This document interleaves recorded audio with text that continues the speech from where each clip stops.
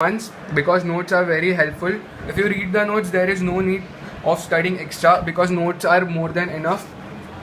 Just read my theory and after that solve the sums. It will be quite helpful to you all.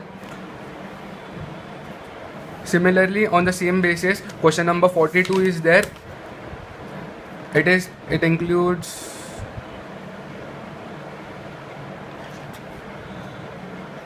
it is a nice sum. We'll solve this. Write important sum, but not now. After you'll get a grip on this chapter, we'll solve this sum because this sum is of computation from P&L account as well as depreciation is also there. So we'll see it later. First we'll complete easy sums.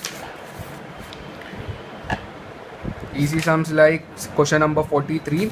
We'll see question number 43, then question number 44.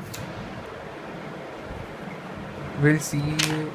There are only few sums. There are hardly 5 to 6 sums I'll teach from this chapter. Then you all solve this head computation of total income. If you find any problem in any sum, please put a comment in the comment section. I'll solve the sum entirely and I'll upload the video for you all. Don't worry about that. So let's move on.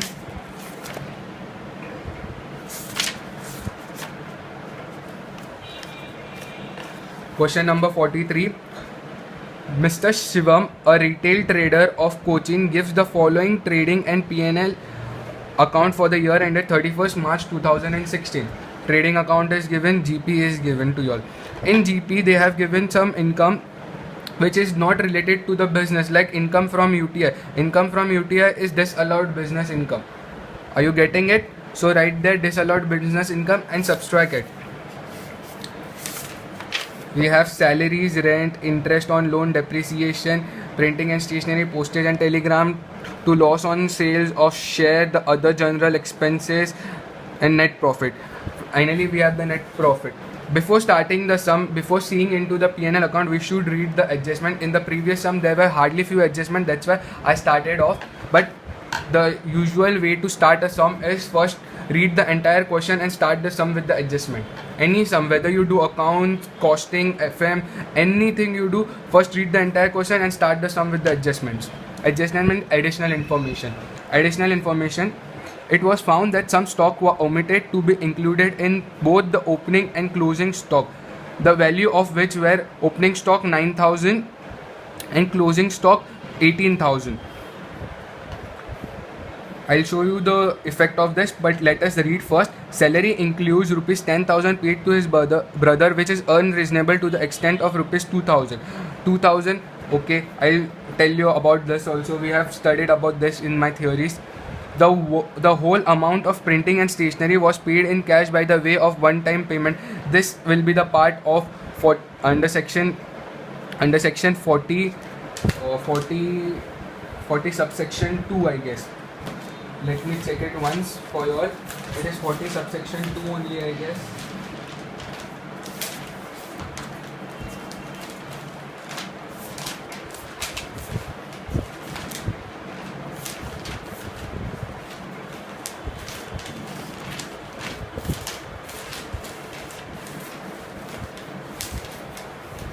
I'm not finding it right now. Wait.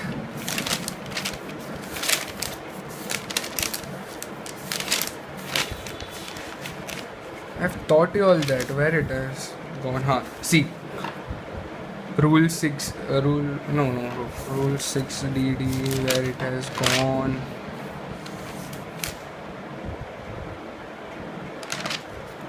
Sorry, it was rule 40A subsection 3 and this part salary include. It is a part of section 40A subsection 2.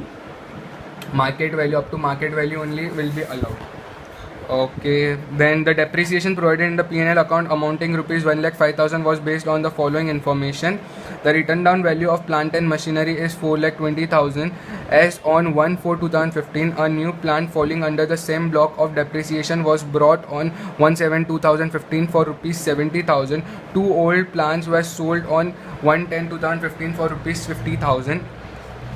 Rent and rates including sales tax liability of rupees 3,400 paid on 7/4/2016. It will be allowed because it will be allowed because we have to consider it as what we say, filing of return is done on 31st July 2016. So it is paid before filing of return, so it will be allowed.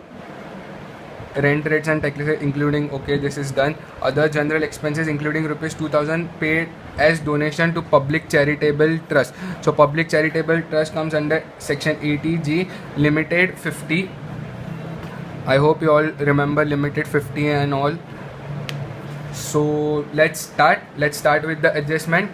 First, understand that opening stock of rupees 9000 which is undervalued will be subtracted, and closing stock will be added back. You don't need to write DBE or what we say, DBE and DBI. Simply at the end of the solution, add it and subtract it.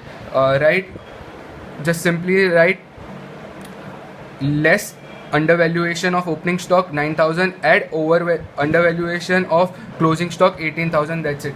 Don't take it in this disallowed business expenses, as they have taken undervaluation of closing stock, and in non-business income undervaluation of opening stock. Please don't take it like that, just take it separately. So let's start. I have given you all the effect. There is no DBE and DBI over here.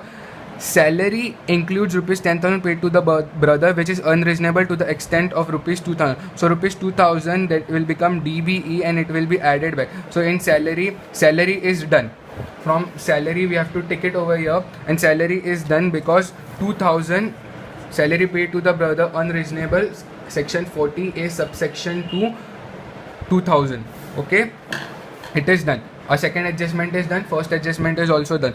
The whole amount of printing and stationery was paid in cash by way of one-time payment. One-time payment up to 20,000 per person per day per invoice is only allowed, not above that. So let's see how much amount of printing and stationery is paid in cash. Where is printing and stationery is paid of rupees 23,000, which will become disallowed business expenses, and it will be added back. See, printing and stationery paid in cash, section 40A subsection 3, 23,200. I hope this is clear. Please tick like this to printing and stationery. The depreciation provided in P&L account of rupees 1,05,000 was based on the following information. So we have to calculate the depreciation as per the PGPP. 4,20,000 as on 1/4/2015.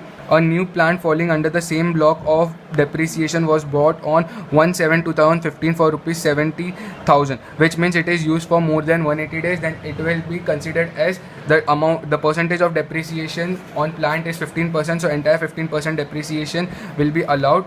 Two old plant was sold on 1/10/2015 for rupees 50,000. I hope you all remember the format of calculation of depreciation. Here it is already provided. It is the right format to solve. WDV of the block of plant on 1/4/2015 4,20,000 at cost of new plant. Right here, more than 180 days. Less sales of asset 50,000 4,40,000 on 4,40,000 into 15% comes to 66,000. 66,000 will become the unrecorded business expenses, which will get subtracted. 66,000. See, unrecorded business expenses 66,000, and this 1,05,000 will become disallowed business expenses, which will be added back. See, disallowed business expenses added back 1,05,000. I hope this is quite clear to you all. Rent rates include sales tax liability of rupees 3,40,000.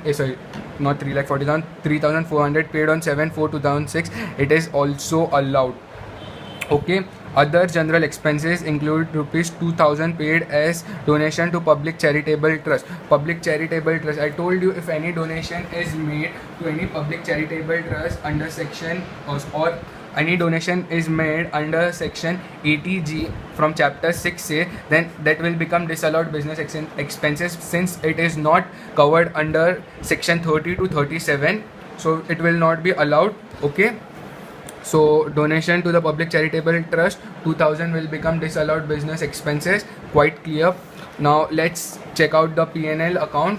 Rent and rates will be allowed. Interest on loan will be allowed. Depreciation we have already seen. Printing and stationery we have already seen. Postage and telegram in the nature of revenue, so it will be allowed. Loss on sale of shares, it is not a part of PGPP, so it will become disallowed business expenses and added back. So 8,100 will be added back. And let's see other general expenses, 7,600. So general expenses are in the nature of revenue, so it is covered under section 37, so it will be allowed.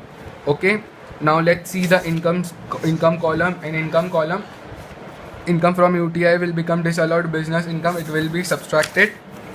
Non-business income, income from UTI 2,400 will be subtracted. 9,000 undervaluation, I told you please write it separately.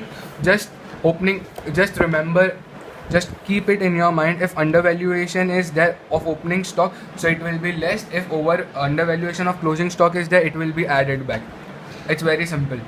I hope it is quite clear. And finally we'll get computation of the business of Mr. Shivam for the assessment year 2016 and 17. We'll get 1,30,900. That's it. Done with this question. I hope now you all are getting a grip on this chapter, and in connection to the solutions, with connection to my theory also. I hope this is helping you all.